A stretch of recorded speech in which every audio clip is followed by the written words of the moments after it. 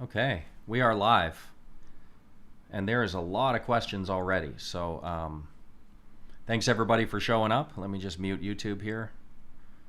Where are you at? Am I live? Sorry, I do this every time because the software looks really bizarre when you first hit go live. There we go. Mute that. All right, so we are definitely live. Thanks everybody for dropping in. We will start in a few minutes. A couple minutes, let everybody roll in. Check everything on the software. So apologies in advance. Of course, the setting is different here. And for anybody who's ever tried to make videos before or even take pictures, I think it's the same applies. But it's actually really difficult to deal with a backlit situation.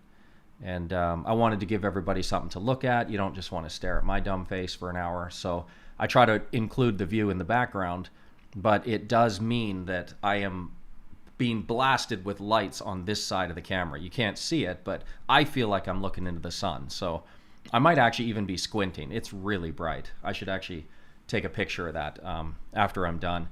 It's pretty, I've got a ring light, 100% maxed out. I've got a professional studio light, probably about 12 inches from my face here, and then a couple of more lights over there. So yeah, I might be squinting like I'm outside, but might look nice. You can stare at the boats in the background while I ramble on. So let me just let everybody know what we're going to be talking about today before we get started. Wow, there is a lot of questions. Okay. Yeah, so like I said, we'll talk about the VXX, the big spike that everybody's been talking about. It was a big one. We'll get to that. Unfortunately, I have seen a lot of people got hit by it, so never like to see that, unfortunately, if you were one of them. Sorry about that. And also, we do have some UVXY news. The reverse split was finally cleared up, so I will get to that as well. I'll try to finish up in maybe 15, 20 minutes, because the open Q&A is really most people's favorite part. So we'll leave plenty of time to answer as many questions as we can. So maybe I should just jump in slightly earlier than I usually do. Just let me hit you with a little housekeeping intro, and then we will get started on talking about the volatility that we saw this week. Thank you so much for joining me here today. I really do appreciate the support. So my name's Brent Osachoff. I'm a Canadian, and I'm a former professional golfer, so you will hear the odd golf analogy slipped in there from time to time. I run, I love movies, diehard UFC fan, and I do love to travel, so you'll see this background change throughout the year. So just give me 1 minute here to do a little bit of housekeeping before we get started. If you do feel like you need a little more structure in your investing, I do also manage a private investing community with members from over 65 countries around the world. And it's all centered around both of our diversified portfolios. You can choose the one that best suits your personal level of risk tolerance. There's a daily email sent out every morning with a ton of very useful volatility metrics at the top, which you can learn more about each one of them and start applying them to your own trading. There's a daily article or video where I break down some of the most requested topics from members. And then most importantly, of course, in every email, every day, I state exactly what position each of my strategies will be in, along with all the allocation sizing and risk management that goes with them. I've made it easy to follow so you can get the same consistent performance the VTS community has enjoyed for over 9 years now. No obligation, but if this is something you may be interested in, go to volatilitytradingstrategies.com, click the subscribe tab, and the monthly subscription does come with a free 2-week trial, so you can check it all out before committing. Thanks again for supporting the YouTube channel and spending a little bit of time with me here today. So let's get on with the show.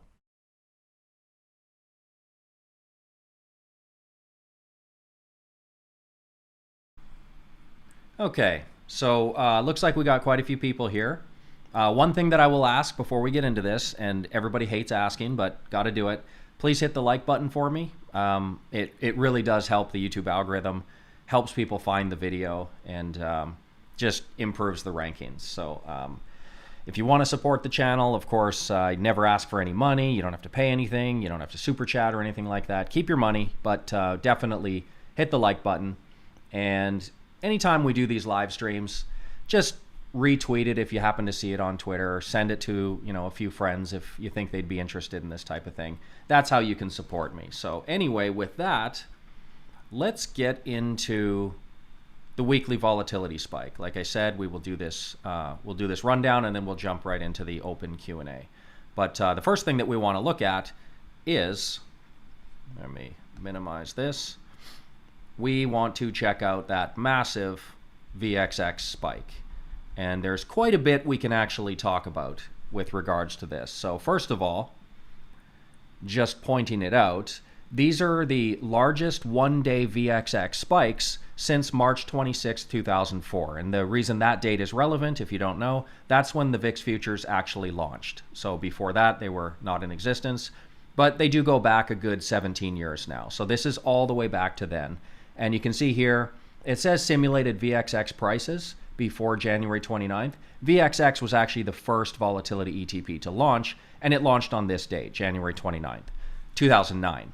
So, but the reason that we can actually simulate values back, in case you didn't know, the volatility ETPs don't trade based on supply and demand, or it's not a matter of how many people participate in them. They are simply tracking the VIX futures, and they're essentially tracking this underlying index, the SPVIX STR index, based on a known methodology of rolling the VIX futures. So given how we know the methodology ahead of time, we can actually simulate the VXX back about 5 years before it launched, and we can see how it would have behaved before that. So very, very convenient there.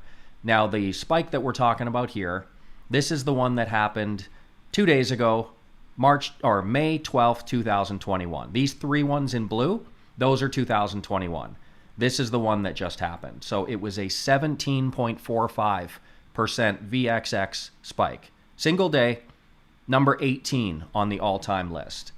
And it was a little surprising, but I will get into how it makes a little bit more sense. But you can see that the S&P 500 wasn't actually down that much. It was only down 2.14%. So the first thing that I want to point out, and this is very, very important if you are going to be taking your volatility trading to another level, because you can see over here, this is all the previous days M1, M2 VIX Futures contango, a very, very common thing that we look at in the volatility space. Hold on, I'm going to pause a second here, make sure I'm on screen share. Unbelievable how many times I make that mistake. Okay, but this is the VIX Futures. It's very common for people to be checking what level of contango we are in. So this is M1, this is M2. The difference between these two is what a lot of people are tracking. You can see right now it's at 12.02, but on that day before the spike, so that would have been Tuesday, it was actually flagging a completely normal level, 7.58% contango. And this is important because a lot of people trade based on that. They basically enter and exit short volatility positions based on the level of contango. And it was flashing completely normal the day before. The long-term mean is about 6.7, 6.8%, give or take. And so it was actually slightly above normal. No reason to exit short vol positions at all. And that's why so many people, you follow the right people on Twitter, you see a lot of people got caught by this spike. But what I want to point out is that the VIX Futures, while it's definitely a good first step in your volatility trading, it is really only the entry-level metrics that you want to be looking at. There are many, many more things that you can look at that would have prepared you better and maybe had you exit to the sidelines. So I'm not going to get into anything specific with what we do at VTS, our positions and whatnot, but just to mention it, I do have a volatility index that I've created myself that is a comprehensive index of many, many different metrics combined. And you can see that level was actually 62.5, which is high. That was in the upper end of the percentile rankings. So for us personally, we exited the day before. We exited all of our short vol and all of our long equities, and we were actually safely in cash for this spike. So it didn't actually affect our trading at all. But this is important because there are metrics that would have got people to the sidelines. So you can scroll through some of these values and you can see that the M1, M2 VIX Futures doesn't always catch these major spikes. There's one here, 5.64, barometer was at 70, definitely red flags going off there. 9.62, people would have got hit by this one probably if you're following just the VIX Futures.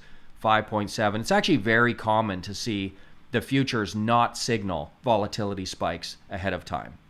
But again, I won't go into this specifically too much, but this is our daily email. You can see that the levels that I track for a lot of these volatility metrics, they're mostly in the red. So while the VIX futures themselves, this is intraday value, but it was about 7.5% that day before. But you can see basically all red. There's a lot of warning signs here in the cash VIX term structure. So if you expand your knowledge further than the VIX futures, maybe for next time in preparation, because spikes happen and you want to be prepared next time, there are definitely ways to see them coming before they happen.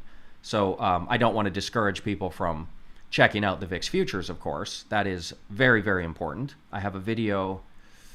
I always like to point out the title of the video so people can find it. What would I have called it? Avoiding massive VXX spikes. You want to give this video a look. It will basically explain what I'm talking about. Sort of a step-by-step ways that you can avoid those really obvious spikes. I consider last Wednesday a fairly obvious spike, according to my own metrics. Pretty easy to see. We had a volatility barometer of 62. But one thing that I want to point out, if we unhide this, you can just see in the red here, that's where it's backwardation the day before. Now, as a general first level indicator, you probably don't want to be shorting volatility when the VIX futures are in backwardation. That's basically asking for trouble. There's warning signs ahead of time, and you really wouldn't want to be doing that. But 16 of the 30 actually had contango the day before. So that's why I say understand the futures, understand the roll yield, all of those metrics that we talk about, and then try to go further and really try to weed out those days, because you can catch quite a few of them. Days like this, for example, it's probably burned in people's memory. February 25th, 2021, just a couple months ago. That one, unfortunately, big contango the day before, no reason to exit trades. My signals didn't pick up on it either, and I got hit by this one just as much. So sometimes you do just get hit, but there are a lot of these big spikes that you really can avoid. You don't have to just make your big profit when things are going well and then get hammered when things aren't. There are actually ways to proactively try to be a little bit better with your trading, entries and exits and whatnot. So the other point that I wanted to make, and this will be an opportunity for me to just point out that you can follow me on Twitter. But one of the things that I tweeted out recently, because one question that I know it's going to get hit with the comment section is, when is it safe to get back in after a VXX spike? So I actually tweeted something out. Let me try to find it. Oh, that's funny. I don't know if I should go off on a little side tangent here. Actually, this will give me a good opportunity. So indulge me for 1 minute, if you will. I've never actually played a clip on a live stream before. So I'm curious what the volume will be if I click this clip. So it's just something funny that I retweeted. This TV preacher, he's got some really funny clips. I like him. But some guy actually inserted his guitar riff over top of it. And I'm going to click this just as an experiment. So watch your ears if you're on headphones. I don't know if it's going to be max volume, but on the replay, this will be a good test for me. So indulge me for about 20 seconds here. In the name of Jesus, standing in the office of the prophet of God, I execute judgment on you, COVID-19. I execute judgment on you, Satan, you destroyer, you killer, you get out. All right, that guy is absolutely hilarious. So if that blew out your ears, I'm really sorry about that, but I needed to do a test. Anyway, this is the tweet that I mentioned here. More often than not, the day after huge volatility spikes are up days in the market.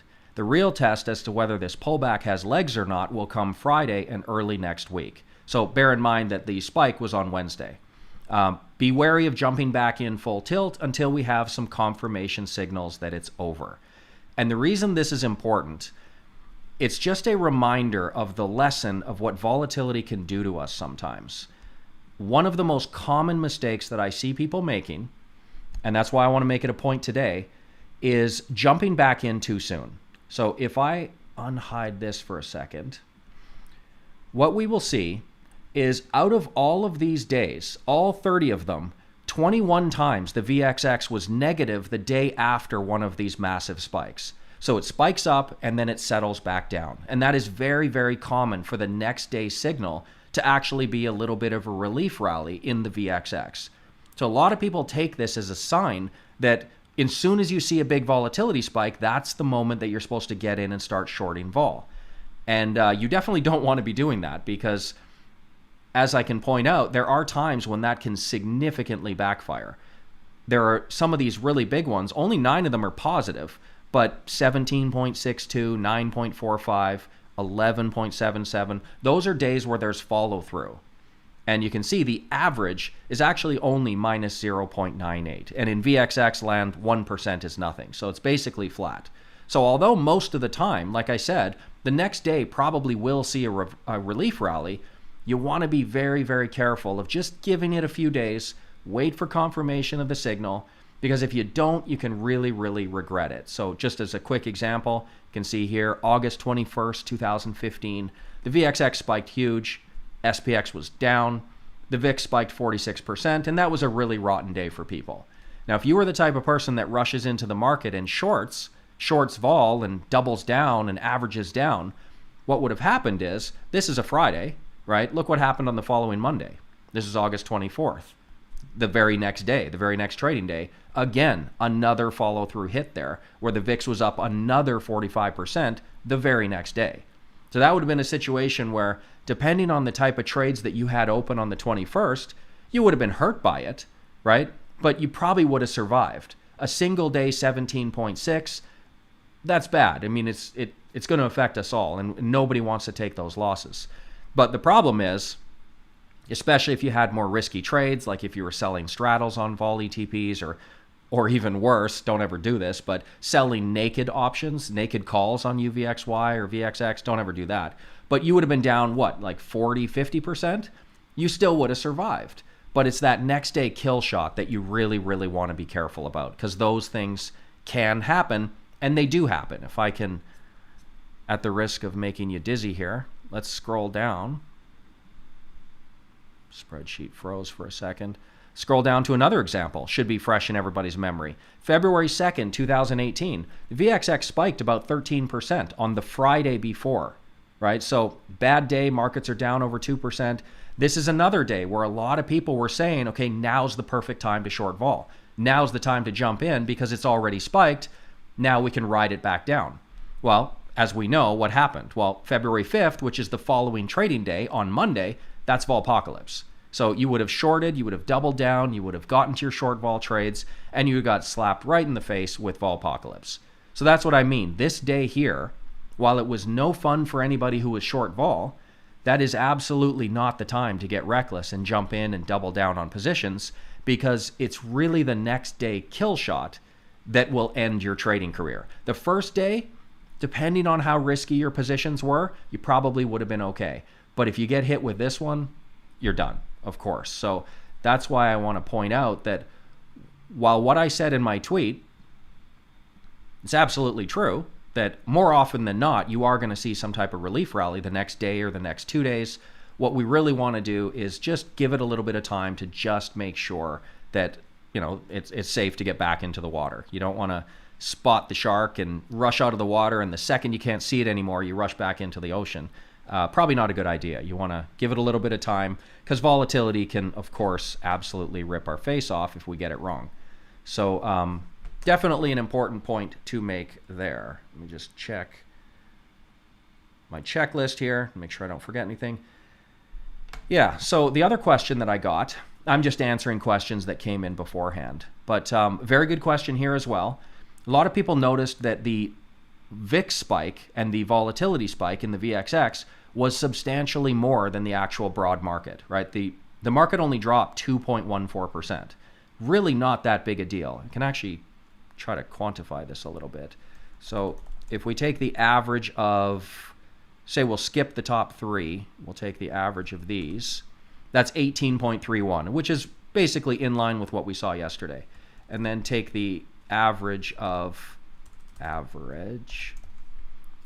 all but the top three. Again, come on, click down one more. 3.41. So the average drop in the S&P would be 3.41 for a vol move that we saw, and it was actually only 2.14. So a pretty muted S&P 500 move compared to what it actually ended up doing to the VXX. And the reason, I'm sure if you are a short vol trader, you can see we've seen massive vol crush in the last, say, 2 months or so, way outside historical norms. Interesting, the VXX is down 11% today. But this move right here in the VXX, way beyond what we normally see. I've actually got a chart, I can show you that. Because I've been tracking this recently as well. The vol crush here, this chart is showing the rolling 20-day short VXX return, just compared to the rolling long S&P 500 return. Very strong inverse correlation between VXX and SPY, but of course at a beta magnitude that's well above 1. But the actual values here, long-term average is only 2.73%. So the short VXX does outperform long SPY, but we were in a very elevated period. We saw something similar in 2017, saw something similar in 2013, but it's not often that we get vol crush that big. And in fact, on a rolling 2-month average, it was in the 99th percentile just recently. Within the last 2 months, that vol crush is definitely epic vol crush. So that's basically the reason why you have volatility being such a loaded spring and significantly crushing the VXX or spiking the VXX. You want to be careful about this. This is actually one of the things that I warn people a lot about, naked calls, selling straddles, things like that. Very dangerous to do these things. And it's not always for the reasons people think. So oftentimes people data mine before they're trading. I certainly hope you do. And they'll get data for the average spikes and the duration of spikes and how often they happen. But one thing that is often overlooked is at the tail end of those really good short vol periods, that's when the market's really susceptible to have a very outsized move against you. So if you're in the habit of, say, doing very risky trades like selling naked calls on vol ETPs, you might actually look at data that makes the trade look like it might be manageable and safe. Well, obviously not. You'd have to stretch really far to get to that. But people convince themselves of this by looking at 17 years of data since the VIX Futures launched.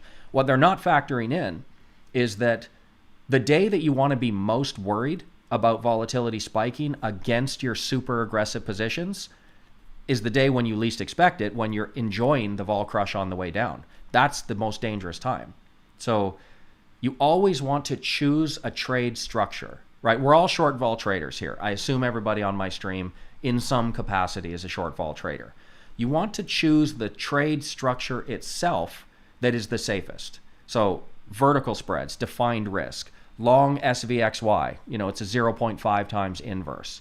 What we do sometimes, long put options, long dated put options, 4 months out, delta factors of about 0.6, 0.7. These are the types of trades that allow you to participate in the short vol trade that we all love, that I believe everybody should have a portion of their portfolio dedicated to. But at the same time, on those days where you get basically the elastic gets stretched, you've got vol crush going and everybody's high-fiving, that's the most dangerous time. And that's when you do not want to have undefined risk on. That's the problem that people suffer from, is that even if they're looking at data, they're not looking at it correctly. They're not actually factoring in the most dangerous times are when you're not expecting it.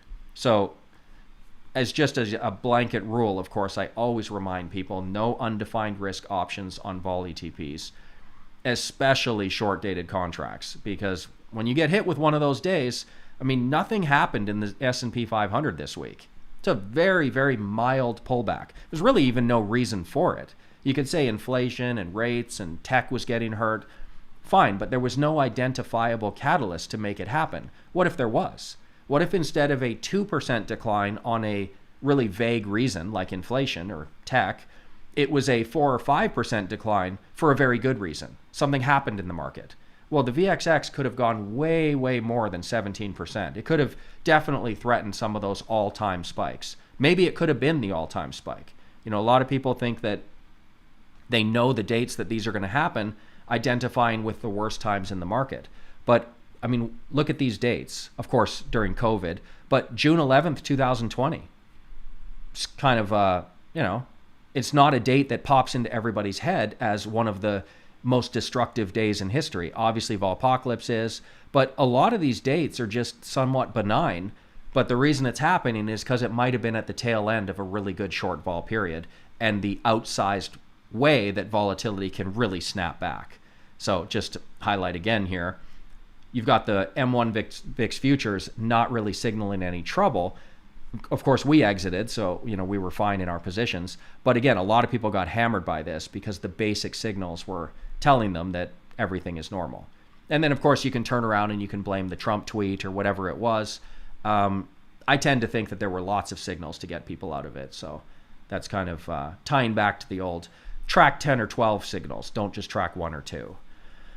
But just remember that the trade structure itself that you choose is just as important as your entries and exits and how you actually manage. Just don't choose those short-dated, undefined options that if you wake up one morning and there actually was a flash crash or something like that, that you're just blown out of the water. Always live to fight another day. So this is the short vol trade. We love it. We want to participate, but you don't want to turn it into just a catastrophe by making bad decisions. So that's that first part. The second thing that I will mention really quickly for everybody, we've already done a full live stream on this. So, I mean, if you wanted to check it out, this one here is talking about the UVXY reverse split. So I've kind of already gone through this. I'm just going to go through it super quick because there's probably a newer audience today that wasn't tuning in before. But the announcement finally did get clarified after completely butchering it the first time around.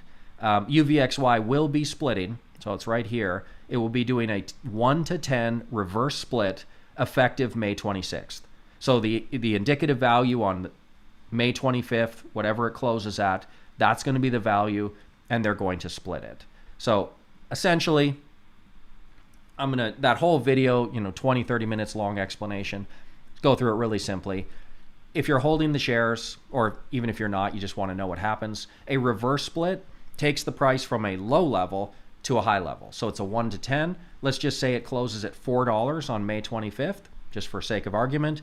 They're just going to multiply that by 10. The price is going to be 40 on the morning of the 26th. You'll just look in your software and the price will be adjusted. And then, of course, the share count will have to be reduced by 10 to make sure that everybody's value is exactly the same. Reverse splits don't actually do anything to the value. You can hold your shares right through. You don't lose anything. The only thing maybe to be aware of, just in case you don't know, if your shares that you are holding are not divisible by, an even number, then whatever that leftover partial share is, they will just distribute that in a cash disbursement. So you'll wake up Friday morning, you'll have 10 times as many, or you'll have 10 times fewer shares at 10 times the price, and whatever little difference there was there, they're just going to recoup that with giving you the actual cash. So basically, they'll cash settle partial shares. With options, I can actually show you now because VXX was first. They actually beat the UVXY to the punch on the reverse split. So this is VXX. The one thing you have to notice is options as well will not lose any value. No value is gained or lost with a reverse split. There's a few things you want to keep in mind. So right here, you can see that this contract has a 100 next to it. That's the normal contract that was after the split. This is like all options out there. One option contract is equal to 100 shares of the underlying. So this 100 multiplier are the new contracts. But you can see some of them still say 25 divided by 100. What that is the pre-split prices. Those are the pre-split VXX when it was down to single digits. They did a 1 to 4 reverse split in the VXX. So that's why it says 25 to 100. If we go to UVXY, 432, so pretty good chance it'll be right around that $4 level, like I said. But all of these hundreds, the day that it happens, all of them will say 10 divided by 100. And what that represents is instead of one contract being 100 shares, all they're going to do is make one contract 10 shares for all of the old option strings. They will not multiply the prices, divide the share contracts. They don't go through all that. Settling those through the exchanges is kind of a nightmare. So instead, the very simple solution is just 10 divided by 100, temporarily make that old contract will stay trading at that 1 to 10 ratio. And then maybe within a day or two, you'll start to see these hundreds pop up again. That means that the market makers are getting back into the market and they're giving people the new options to trade. So don't freak out when you see it. It will look something similar to this. The only thing that I always warn people of, just as a, not as a set rule, but just as a best practices thing, you have to understand that the longer you hold your options after the split date, the worse the liquidity can get, because the market makers have incentive to be managing the new contracts that they are creating. So if you have like sensitive short-term options that you feel maybe after that date you might have to open, let me just check the actual day. So 26, so that'll be on the Wednesday. So let's say you had very sensitive options that you are anticipating you may or may not have to do an adjustment on the Wednesday, Thursday, or Friday. What you would probably want to do in that case is just close it early. Close it on the 25th and then look to wait a couple of days and reestablish a materially similar option. The reason for that is sometimes it's hard to get out of them. The brokers, the platforms look really strange the day after, even 2 days after. The front end you won't even see the contracts. The market makers need time to give you the contracts. So if you're in something that you're planning to hold for a while, then it's really up to you. You can exit those, a week later if you wanted. But I always say just why not? I mean, with the options trading, they do trade dynamically day to day, moment to moment. It's not something that you have to let go to expiration. And the vast majority of option traders, if you know what you're doing, probably nearly none of your trades are actually left to expiration. So don't mess with it. Don't mess with the liquidity. Probably just best practices. Close it out on the 25th or even the 24th and just look to reestablish. UVXY has done, that's just, what is this, the 10th reverse split based on memory. Split history. UVXY, yeah, here it comes. So actually, I can actually change this date now. We've got the clarity. Yeah, this will be the 10th 1 to 10 reverse split. They're different levels, but obviously right now it's at almost $4, so they have to do a 1 to 10. No big deal. It's been in existence since October 3rd, 2011, so basically 10 years, and there's been 10 splits. About once a year on average. Sometimes it can be twice a year, sometimes it can go several years without, but it's not that common. So you might just want to reestablish your positions and don't mess around with what your brokers and your platforms do. It can look a little weird after, but that'll prepare you for what's coming. No value will be changed. You can still trade around it. It's just a couple days of inconvenience. So keep that in mind. All right. So that is it for the big volatility spike. And as we've seen, that literally might be it for the big volatility spike. The market seems to be behaving quite normally. For me personally, like I said, we exited to safety positions a couple days ago. Not much has happened in my portfolio. We were, I guess, up a little bit, but does look like the market's just going to try anyway to shake this off. We'll see what happens Monday, but the VXX is making a really good attempt to just pretend this never happened. So I'm actually personally eyeing a couple of trades here, probably the September long puts. Might be looking at those 45s. Just keeping an eye on those for now. And then also, I like to trade weekly contracts as well. Kind of eyeballing that 36 strike for next Friday. That would be a short VXX put. But that's not trading advice.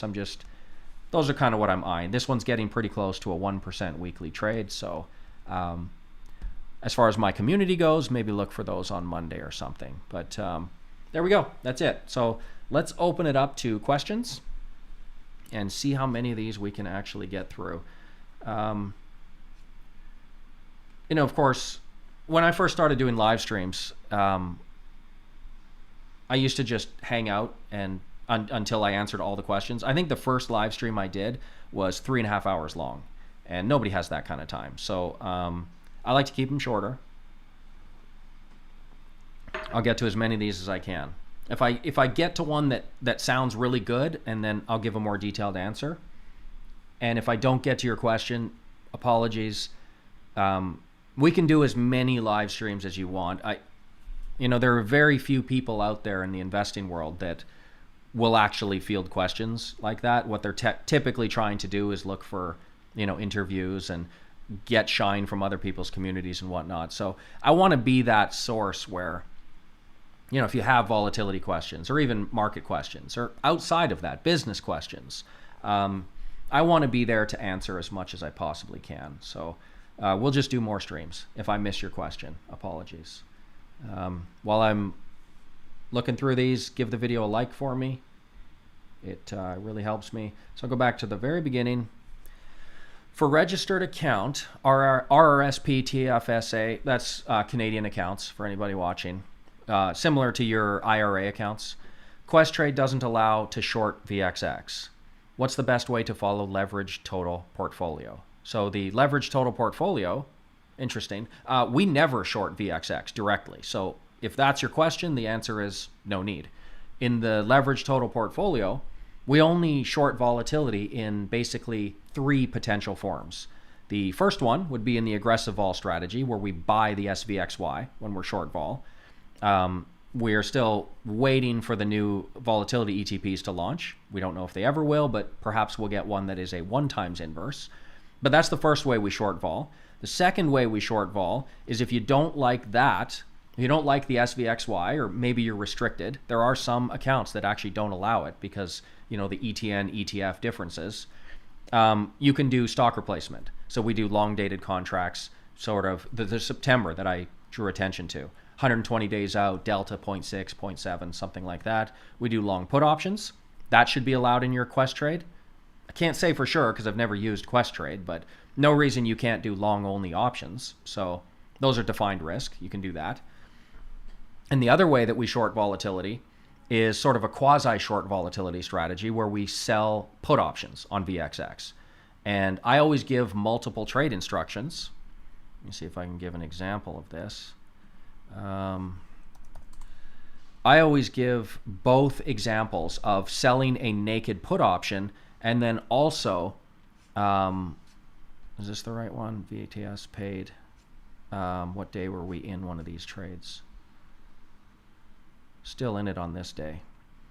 I always give instructions for both. So if you're trading in an IRA or an RRSP, if you're Canadian, what you're going to be looking for is the instructions for the vertical put spread. This absolutely should be allowed. So for anybody who's in a margin account, we just go ahead and sell the put option.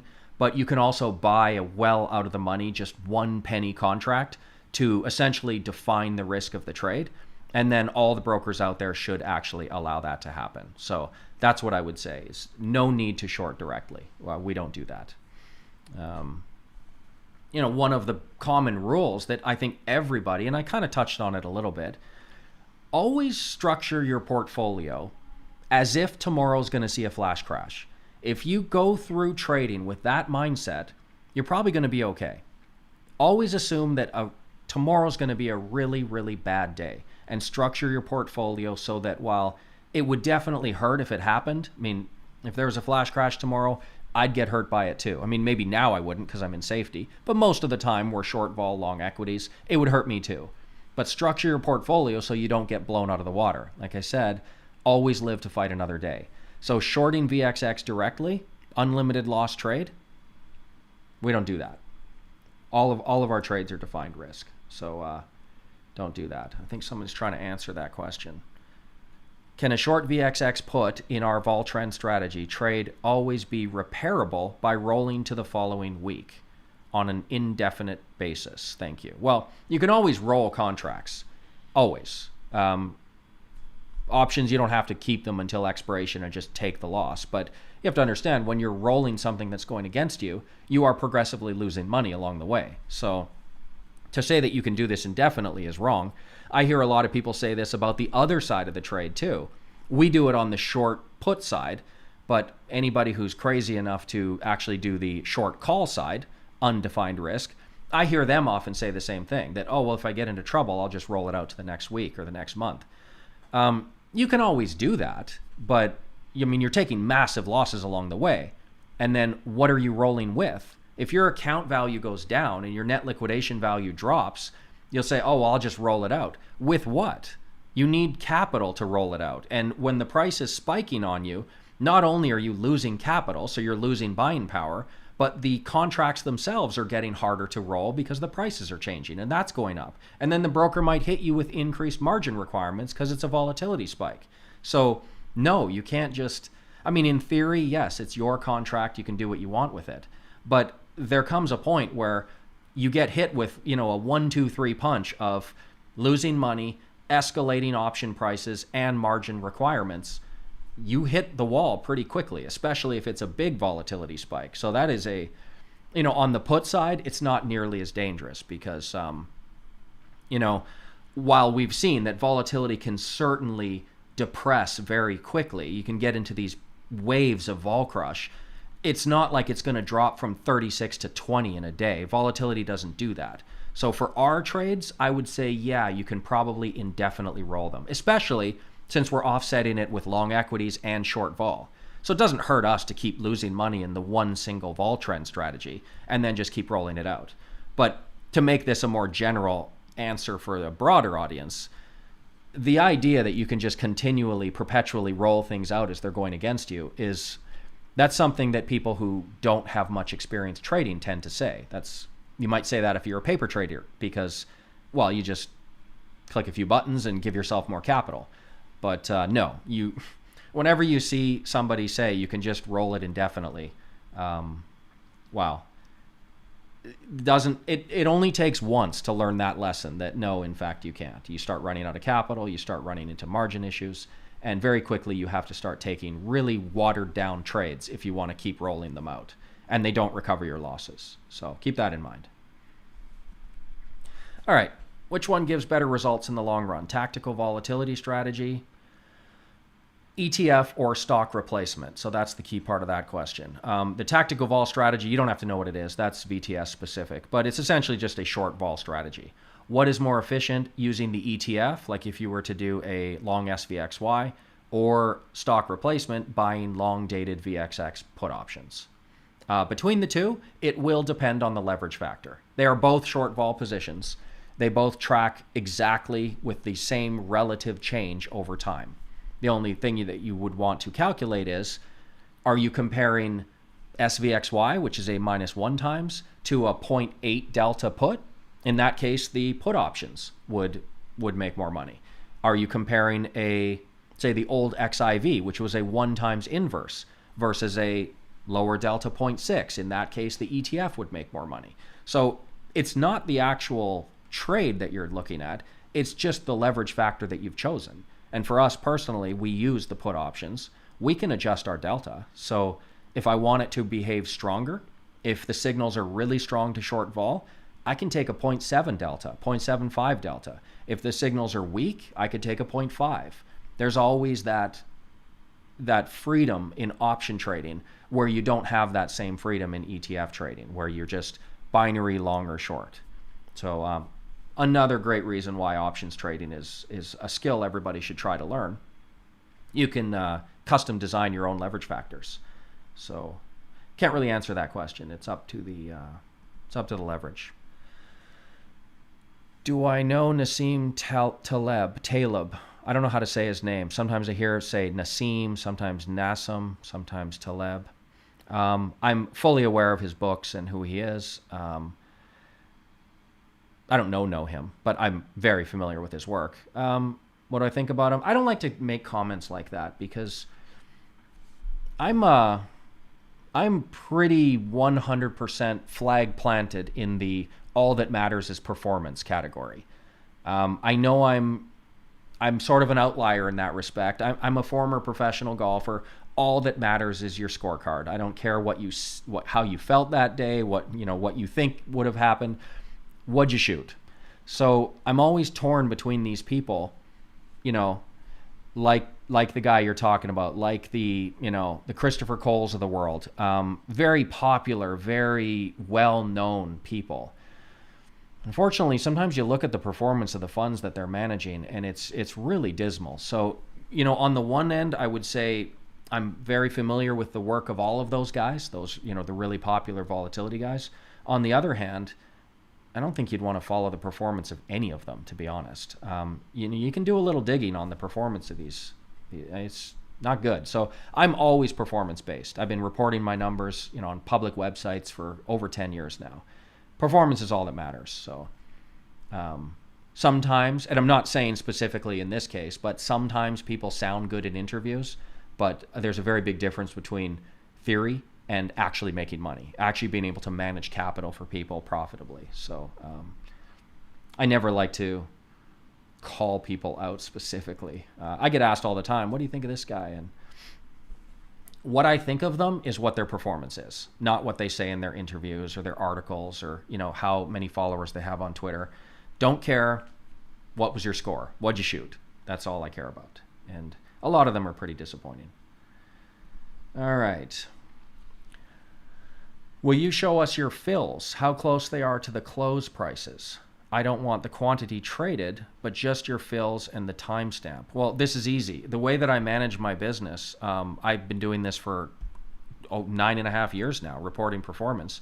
The reason I do it the way that I do is this specific question. So if you go to our numbers on the website, I report every month, right? You can see everything that we do, all the 5 strategies.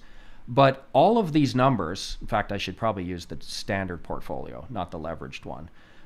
All of these numbers, everything you see, live trading went out to real third-party paying subscribers and clients, but everything you see is using end-of-day prices.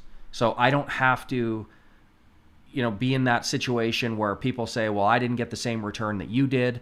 That's not fair. You're executing at really good prices, and by the time I get around to doing it, I'm getting bad prices. That is super common in the investing world, especially in the, online investing world. So what I do, for multiple reasons, of course, that's not the only reason, but everything is end of day. So that's the fill price. I just look at the end of day prices, and there you go. That's what the fill is, and that's the results that you will see on the website. I also do it because I don't like the front running that goes on especially in the options world, where you join somebody's subscription, they have astronomical returns, and then you join and you don't make any money. Is typically because they're front running a large community of trades. So I'm always the last person in line to take our trades. I've already signaled over 2 hours ago now the trades that I'm going to take 3.5 hours from now. So I haven't even entered my trades yet, and it went out to 1,200 people. So that's another reason why I really do like end of day. There's no chance for front running. I am the last person in line to get my trades done, and that's just the way that I've chosen to do it. So just be aware, everything you see is using end of day values. Really simple. Anybody can go in their platform and use ThinkBack and Thinkorswim, or use Time Machine and whatever others, and you can always see the actual fills. So there's never any dispute about, hey, are you sure you got that fill price? That seems a little bit too good to be true. There's a lot of that going on in the investment world, so be careful of that. Looks like another follow-up here. How can you prove to us that you are really trading? And please don't give us the Lamborghini story. Show us any evidence that you are trading. Okay, I recognize your name now. You ask me this in literally every stream. You drop by and you... I don't know if you've noticed this, but I've been doing this for over 10 years, and I can literally count on one hand the number of people that are like you. So I guess there's benefit to that. I've already shown that I don't show my long-term portfolio. I have no interest in sharing net worths and all that bullshit that goes on in the world, because you don't know if I got that from an inheritance from my grandmother. You have no idea where that money came from. So it really means nothing when people start doing that kind of thing. But fine, I'll entertain you one last time. The only thing that I am going to be showing is my community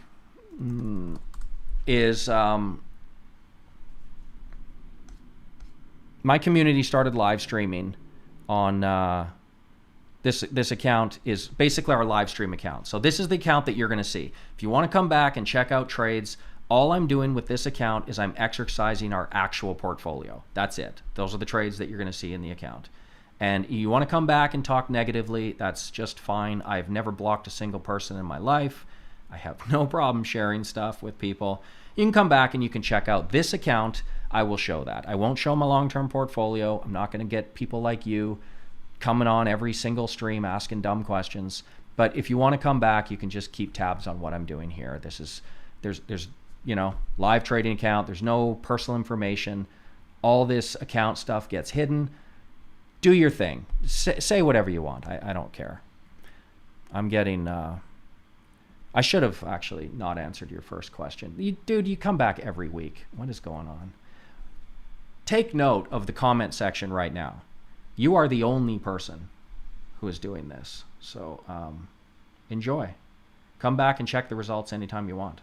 Cross-reference anything. And in fact, pay me money and sign up for my community and actually get the returns that I'm posting instead of just negatively talking about them. All right. Would you have taken advantage of the VIX spikes earlier this week to open an iron condor position in the old VTS options? So VTS options is temporarily on hold. It is not gone. I will definitely find a way to bring it back, but not now. It's kind of the same concept as what I was talking about with the VXX, where you do want to be careful getting back into the water too quickly, because with iron condors, it's the same concept. If you jump in and you get that juicy premium that everybody wants, and then you get a follow-through day, your condor can be stop-lossed out pretty much immediately. You can get stop-loss the very next day. So what I typically do is I would wait maybe 2 to 3 days until they're... So I don't do condors, but I do them on SPY, for example. So you might wait. Actually, it's a pretty good time right now, to be honest. You might just wait until the price sort of gets centered somewhere near where it was before whatever spooked the market happened. So in this case, you don't want to jump in and sell a condor there, because another leg down, all the way down to here, whatever it is, if there's follow through, and you're already stopped out. A trade sold here, an iron condor, is actually stronger than a trade sold here. So again, it's sometimes it's difficult for people to sit on their hands and do nothing, especially when you see that opportunity to jump in and sell that premium.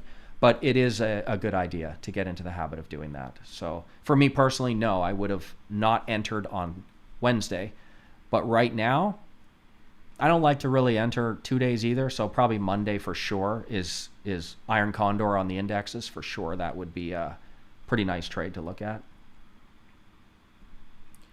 So much for having all your belongings in 2 suitcases. I'm still there.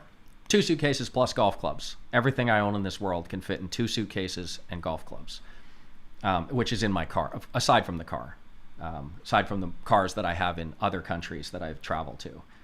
There's always a suitcase that's the trunk of a vehicle somewhere. But yeah, I can do it. This big professional light makes it a little bit more difficult. So this probably doesn't travel with me. But yeah, surprisingly enough, I'm a minimalist.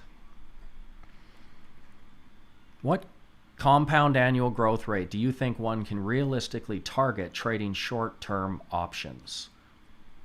I'm not one that thinks that different styles of trading is going to yield radically different rates of return. Like I hear some people say that sometimes, where, oh no, your long-term investing, that only makes 5%. But this guy who's Forex trading, that makes 50%. And this guy who's option trading, that makes 30%. It doesn't really work that way. It all kind of levels out. It doesn't matter what you're doing. 10% a year is always going to be good, no matter what you're doing. 15 is amazing, especially if it's over, a 15-year time period or 20 years. And world class is 20%. I mean, if you can, it doesn't matter if it's Forex, if it's stock trading, if it's whatever, crypto, doesn't matter. When you factor in good times and bad times, great periods and terrible losses, bull markets and bear markets, everything kind of levels out. So 10, I mean, you asked what, realistically? If you're very good, 10% a year. Probably only, I mean, in the past, it's a little bit skewed because inflation was also high and S&P was going up and bonds were, cooperating. So to say 10%, people always do the same thing where, oh, well, in the last 30 years, you could have done way better than that.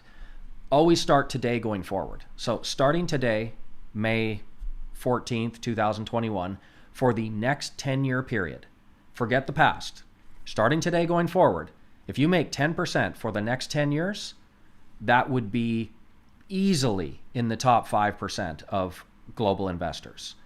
If you're 15% a year for the next 10 years, 20% a year, that's world class. You should be managing capital and, you know, picking up your duffel bag full of money. So that's what I would say, is it doesn't really matter what you're doing. Rate of return has a tendency to always normalize, because risk, somebody you might want to follow on Twitter is Ben Efert. I hope I'm pronouncing his name right. But he had a tweet that just popped into my head, so I'm going to say it. But what he said was something like, the alpha that investors think they're getting is just shit beta. That's what he tweeted out. And what he's essentially getting at is that people who are making big time returns, they're under the impression that what they're doing is making the big return. They're not factoring in that all it is just leveraged standard beta compared to everything else. So your time will come. I mean, your days are numbered. If you're making 50%, well, guess what? There's two sides to that coin. Nobody in the history of the world has made 50% for a long period of time. Warren Buffett is what, 22 or something? And he's fourth richest man in the world? Doesn't work that way. So be careful to identify true alpha from just high risk beta strategies that will come back down to earth at some point. Black Beast or Bones Jones. Come on. Jones beats the entire heavyweight division. I mean, I hope Derek Lewis beats Francis Ngannou. I think that would make a better heavyweight division. But because then Jones could beat him, and then Ngannou can get a rematch. I like that path better, because I don't think they're going to give Jones the Ngannou fight. So the only way we're going to see Jones and Ngannou fight is if Derek Lewis actually wins. I think that he's 2 fights away from getting it. If Ngannou wins, I don't think they're ever giving Jones that fight, which would be a real shame. So, but obviously Jones is the greatest of all time. Come on. What will signal a long volatility trade, and what is the most efficient long volatility trade? So that's a good question. What would signal it? I mean, dial wise, just to give you a visual, for the tactical volatility strategy, it goes long vol on about 2.7% of trading days. That's it. So it really does take a significant crash. It got over the 70% level, our volatility barometer. It was pushing the mid 70s, but it actually takes more than that. So, you're talking about high levels before we signal that. As far as what's the most efficient way to represent long vol, that's a tricky one. How I do it is just the long volatility ETPs. Because that way you can kind of take out the Vega factor a little bit. The danger of option trading long vol, oftentimes people don't understand that when you're buying into really, really high elevated vol, you're paying too much for those contracts. Maybe not too much, but you're paying relatively high prices for that. So anytime you can pairs trade something or eliminate that, buying into a strong Vega headwind factor, because it can unwind quickly. That, the balloon goes up and then it just deflates very, very quickly, as we've seen. So you don't want to be buying into that too often. So how I personally do it is the long volatility ETPs, typically at a 1/2 position size. So half VXX, not the full VXX, or 1/2 the VIXY, which, by the way, is splitting as well, reverse splitting. That's how I do it. Okay. Seeing the past 2 days, I was wondering, is there some sort of signal based on, hey, there was a massive spike and then a massive reversal the other way, get in? Like to reestablish short vol?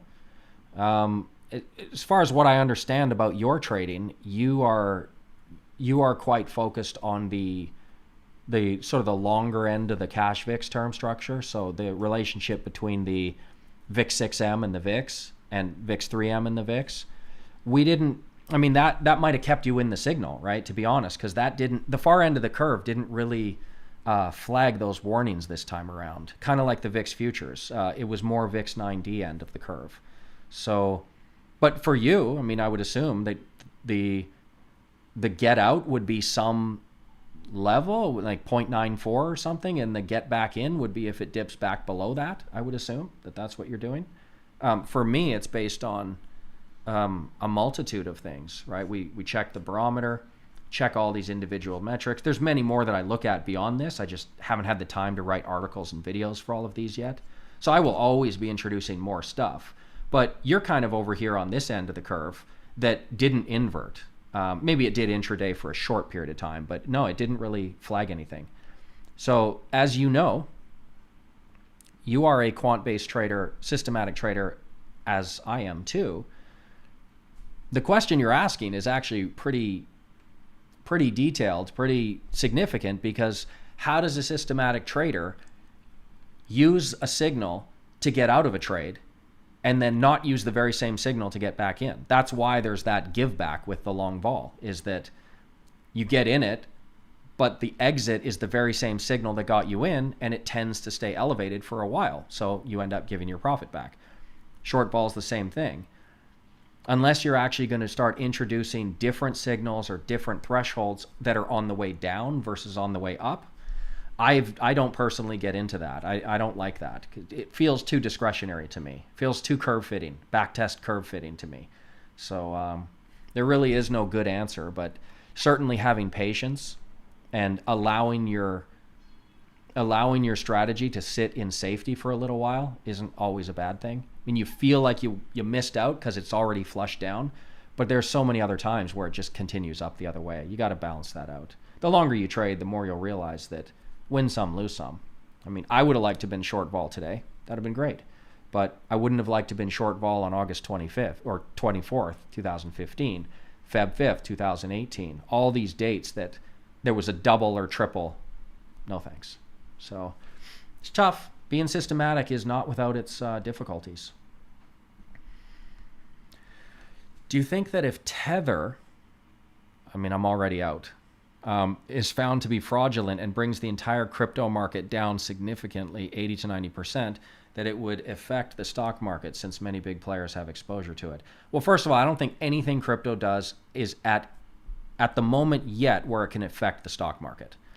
It's still small. It's big and it's growing and it's super exciting, but it's still far too small to start really affecting things. I mean, if you ask most asset managers out there, even the most bullish crypto advisors, they're still sort of in the, hey, let's put 2 to 3% of a portfolio in there and see what happens. I've seen some people say 5, but only the most reckless people are above that. So it's really not going to impact if something. Now, I don't even really know what Tether is, so I'm just going to assume it's something crypto that looks suspect, I suppose. No, it's not going to do much to the stock market. Crypto's not important yet. If it all disappeared tomorrow, the entire world would function 100% just like it did today. Absolutely nothing would change. So crypto's not nearly to the level of systemic risk. All right. How long have we been going for? Yeah, it's getting to that time, and there's got to be 100 more questions here. Where was I? Ilya asked, okay, what leverage? Sorry, I'm trying to catch. There's so many questions. We're never getting to all of these. There's the last Tether question. Okay. Is there an alternative to SVXY to get the old leverage back? Maybe buying SVXY in the money calls or other. Yeah, you can do it. So stock replacement through options. I love stock replacement. So that would be the first place to start. You can actually go to the YouTube channel, go to the little search function here, and type in stock replacement. And I've got a 2-part series on how to do it. One of them is just a general guide, and then one of them is VXX specific. So you can always, with the options world, which is another one of many reasons why options are awesome, you can always simulate any leverage factor you want. So for example, if we went into VXX and you really did want a 1 times contract, you could go find a 50 delta contract, right? So you could find a 50 delta and you could buy twice as many contracts. And then of course you're at basically 1 delta of the VXX. And because this contract only costs $17, which is less than half of the VXX, you actually have the margin to do that no problem. Even if you're reserving the full amount of capital required. And if you ever wanted to do more than one, then you could start doing options. They're a little bit less liquid, but you could do the same thing long-term on UVXY. And now you wouldn't have to buy as many contracts. Of course, wait for the split to happen. But same thing.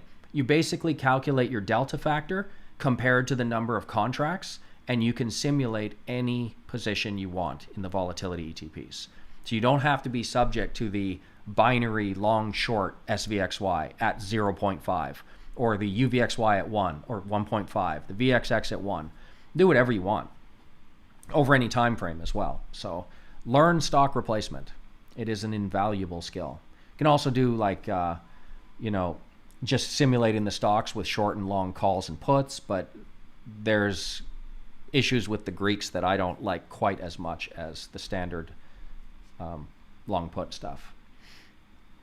What leverage will they have? SVOL is trading right now. Can you confirm SVOL is out since yesterday? Really? Yeah, it's live since yesterday. Okay. Something I got to get into. I feel like I should probably dive in there and see. Okay, what if the market conditions changes dramatically after your daily signal email? Will you put the trades on hold? No, we always do one-day cycles no matter what. The reason for that is kind of like I alluded to earlier. Let's say something terrible happens intraday. Well, you're going to jump in and presumably you're going to adjust all your positions. How do you know that the next day isn't a relief rally? Like I pointed out, more than half the time, that's what's going to happen. So how many times per day are you actually willing to change positions? If you do something at 9 a.m. and then at noon, some intraday spike happens and you get out of it, and then at 2 o'clock it calms down again, do you get back in? And then at the market, do you go again? And then the next day, what if it's a relief rally? What if it's a one-day relief? And then the second or third day is a follow-through spike. You will never know the answer to these questions. And you're just going to go down this rabbit hole of just confusing yourself and basically just be deer in the headlights every time there's a spike. So you need a system in place, an actual rules-based system. For all of trading, you have to follow your rules. And one of the rules that I do is we are on one-day cycles. So today, I woke up, I wait about an hour and 15, hour and 20 minutes, input all my data, all of my strategies spit out the trade for the day. I take that trade at the end of the day. Then tomorrow, I wake up and I do the exact same thing. So no matter what happens today, I haven't looked at the market, but let's say there was a flash crash. Well, that's it. One-day cycles, that's it. We have to rely on the strength of the intercorrelations of the strategies and the position sizing to get us through the day, and then we can reassess with the actual data the next day. Otherwise, where's the line? You end up just stretching it out so far that it's kind of silly. So I would say whatever your rule is, stick to it. Perhaps you could make rules that you're allowed one, but that's discretionary in itself. When is that one? 30% spike in vol? Does that count? What about 22? What about that? About 26 and a half?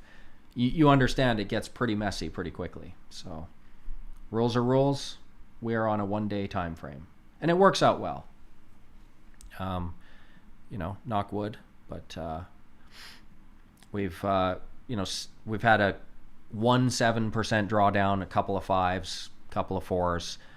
The intercorrelations of what I do is important. How these move around during bad periods, and also the position sizing has to be like this.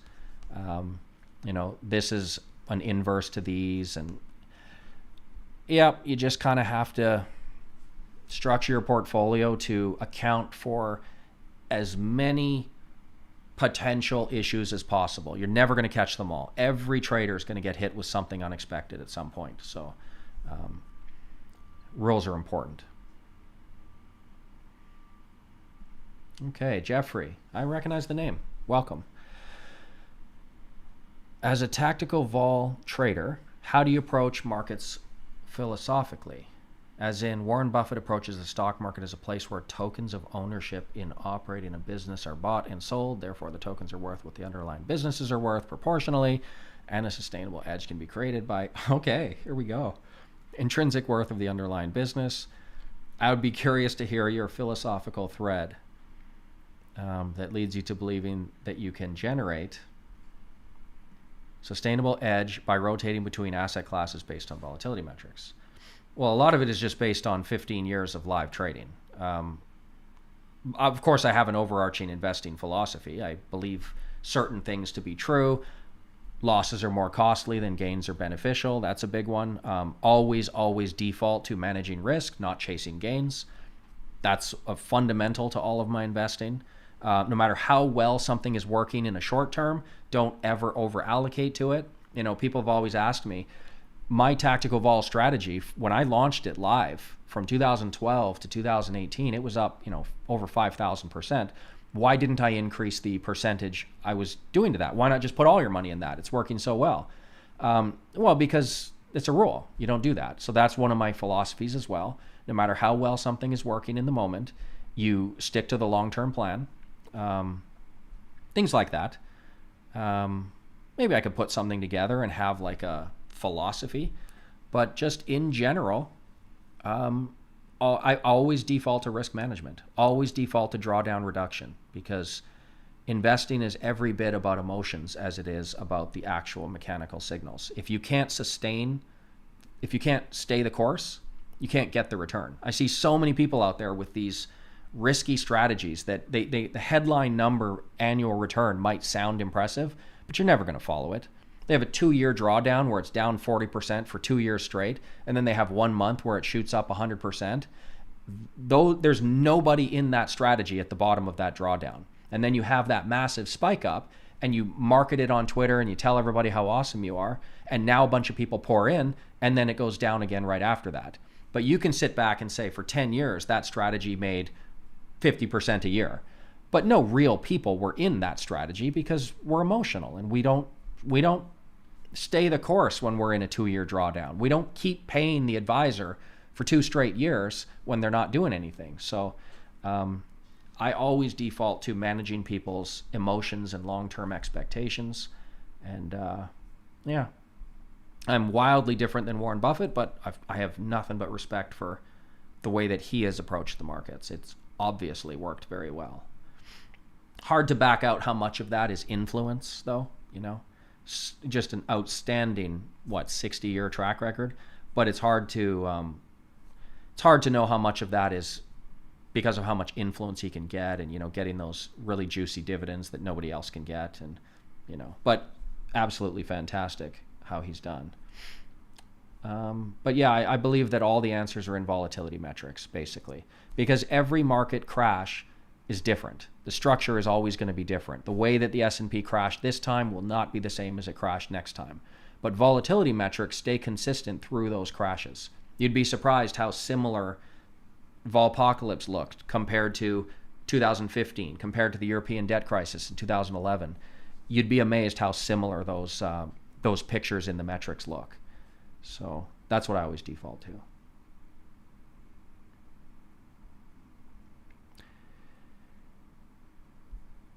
What is this guy's name? Super Dangerous Mouse is still yelling at me.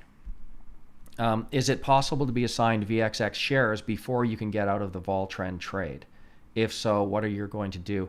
Well, so we're short positions, right? So there's always that assignment risk, but it's amazing how rare that actually happens. So I would say, I always tell people, if you've got option trades open, of course, if you're short options, and especially if they're near the money or in the money, or if you're trading something that has dividends, anytime there's an event that could potentially have somebody exercise, you always want to be paying attention to what's going on in your account. So every day, check your positions. Nothing wrong with checking multiple times a day. Another tip for people out there is make sure that your broker has the right address, phone number, email address, all of the ways that they can get to you. Because if something happens in your account, at 12:30 somebody exercises an option on you and now you're in a margin call, you definitely want them to have the correct information. It's amazing how many times I see people give the brokers a burner account that you never check because you don't want the spam, only to realize the next day, oh wow, I logged in and they've liquidated my position and nobody told me. They didn't alert me, right? They probably tried. They have to legally. But so make sure that you're on their list and Make sure your platform's on your phone so you can just check if you're at work or whatnot. Always manage your open positions. But actually, early assignment is extremely rare. And we will never allow them to expire over the weekend and take the shares. I'll always either close it or roll out the trade to the following week. So you don't have to worry about holding VXX over the weekend. All right, what time is it? I've gone 15 minutes over. And there's so many questions. Bear with me here. I really do want to know what you guys are talking about. It's going to sound funny here. Should probably mute that. I'm going to go study these questions, and I'm going to prepare. Oh, it's the same two people. What am I doing? You guys, I mean, you can talk amongst yourselves, of course, but it does make it hard for me to follow what's going on when people are having, conversations back and forth. All right, we'll do one more after this long thread of these two people talking. Where's a normal question? That's not really, but yeah, it is super liberating. I'm a minimalist. I'm not a financial minimalist. Like, I'm not somebody that does it for the purpose of saving money. Like, when I buy something, I buy a camera, I buy a good camera, I buy a car, I buy nice cars. But yeah, I just want all my stuff to be as little as possible. I love the idea that this is a new place. I just moved. This is an Airbnb. I can just come in, put 2 suitcases down, and everything I own is in this room. And then I can just leave and go to a new one. It's awesome. I can travel. I can go wherever I want. I would suggest more people at least make an attempt to minimize your stuff. How much you minimize your finances and your budget is entirely up to your income and your savings and your retirement goals. I don't ever tell people overtly to stop spending money. I mean, if you want to, go for it. But stuff, everybody can minimize stuff. Why do we need stuff? I don't get it. I have everything I need. I have a watch to go, track my runs with. I've got golf clubs. I've got clothes. What more do we want? I don't know. Maybe it's just because I work 10 hours a day. I don't actually have a need for other stuff. I don't know. I'm always working or running or golfing or doing stuff. Okay. I did say I wanted to answer one more question.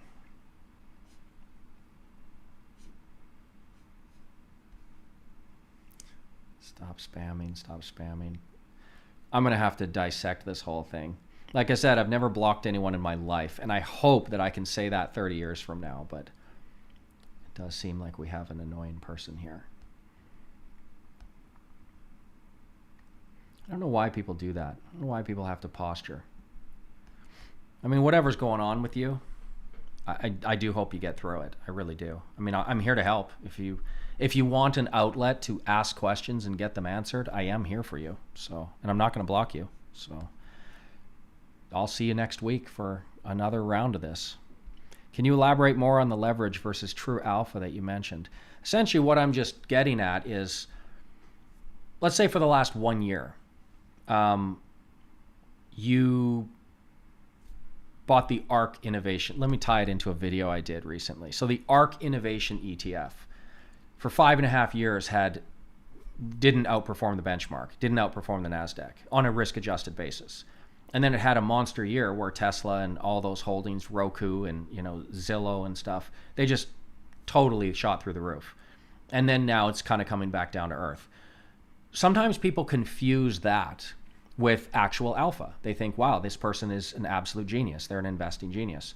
What they're not factoring in is that when you stretch it out over long periods of time, and you include bull markets and bear markets and your best trade plus your worst trade, all of that combined, it all tends to average down to a very realistic average number. So it doesn't really matter what Kathy Wood is doing with the fund. She'll have enough problems on the horizon that it will be very, very difficult for her to outperform the index, despite the quite obvious good run recently. So if we look at the ARC, I'm just going to go out on a limb and say it, that I don't personally think that she's going to be able to outperform this. So this is just the 2 times NASDAQ, just the underlying benchmark. And I think all those risky stocks that she's holding are definitely as much or more risky than actually just holding double up on the NASDAQ. At least it's a broad index. So this is what I'm saying. Like, it looks impressive, but it's really just leveraged beta. It's not actual alpha above and beyond what they're measuring against. It's just leveraged beta. And a lot of people fall into this trap where they think what they're doing is actually outperforming the market, when in actual fact, no, you just haven't waited long enough. You haven't allowed things to settle into long-term averages, and it'll all come kind of back down to earth. So that's not to say that there aren't ways to do well. Of course, there's such thing as alpha. It's just a matter of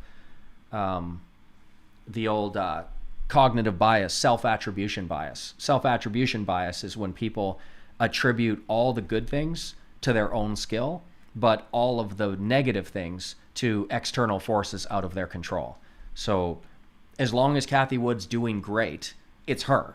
It's definitely Cathie Wood. She's the best investor on the planet. Jump into her fund. As soon as it starts to go wrong, well, no, it's the Fed's fault, right? No, it's inflation. That's why it's happening. Well, it's a tech sell-off because of all these fill in the blanks. It's self-attribution bias. They're not willing to accept that what goes up must come down, and you have to take risk. If you want to claim the gains, you have to claim the losses too. And a lot of people don't like doing that. They don't like that other aspect of it.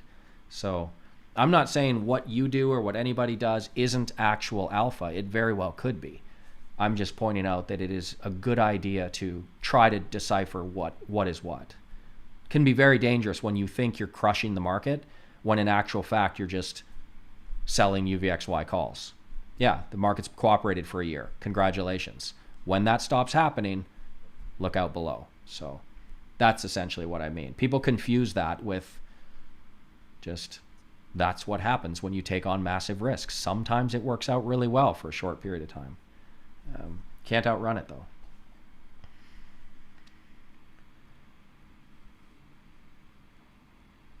I'm going to call it. Anybody can, I'll just make one last little wrap up here. First of all, give the video a like for me. Very much appreciate that.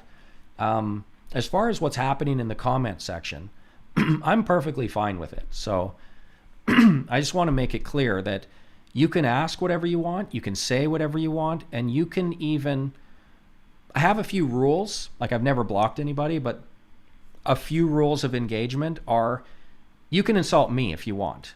I mean, believe me, there's nothing you could say that would put an even dent in my self-esteem. So hit me with whatever you've got. I don't care.